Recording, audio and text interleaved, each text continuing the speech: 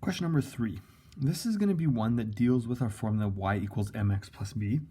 So putting something into graphic form, and we could have ones that look like that.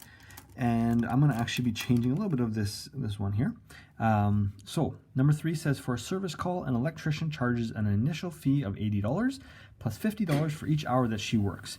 Let's write an equation to represent the total cost in dollars and hours worked.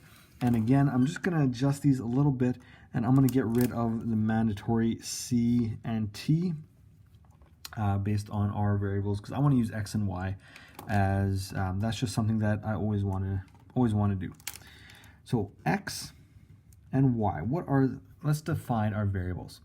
X is going to be our independent variable. Time is always independent. So X is going to be the number of hours worked. Okay, number of hours worked, and Y is going to be the cost of the service call. So Y is going to be like our total, and X is going to be our number of hours worked. So we're actually going to want to try to find what is Y. Now let's look at our domain and range. Domain, range. X, number of hours worked. Well, it all depends on how we charge for hours worked. If we're going to charge only in full hours, or if we're going to charge even to a decimal number of hours. And again, every place is a little bit different. So you just have to kind of define how those hours are going to be charged. I'm going to say that we could charge to the nearest half hour or quarter or whatever it is, and it could be a decimal. And so I'm going to say that X has to be greater than 0. Okay, X has to be greater than 0. That's all we're going to say.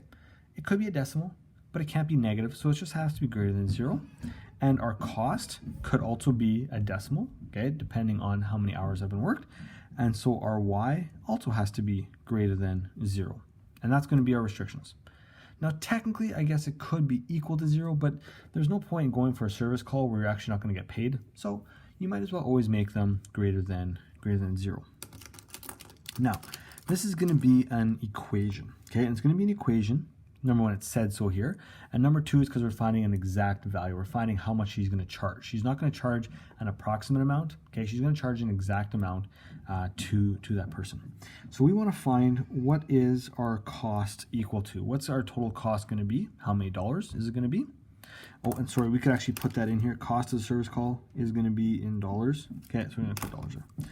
So our cost is going to equal something. How do we find our something? Well, we have an $80 fee that we're going to charge right off the bat. So we'll put that in there.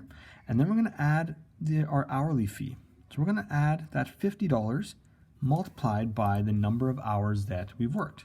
Okay, so 80 plus 50x. We can rearrange this into graphic form just by putting the 50x up front. And so our cost is 50 times the number of hours worked plus 80. Okay, and that would be coming up with our equation. Putting it in graphic form doesn't really matter. If we're going to use decimals for things, we don't really need it in graphic form. We can type it out in whatever form we want. But if we want to put it into graphic form, we can do that as well. And especially if you're going to be asked to draw something out, it's going to help to put it into graphic form. So that would be our equation. So this represents the cost of the service call is going to equal 50 times the number of hours worked plus $80.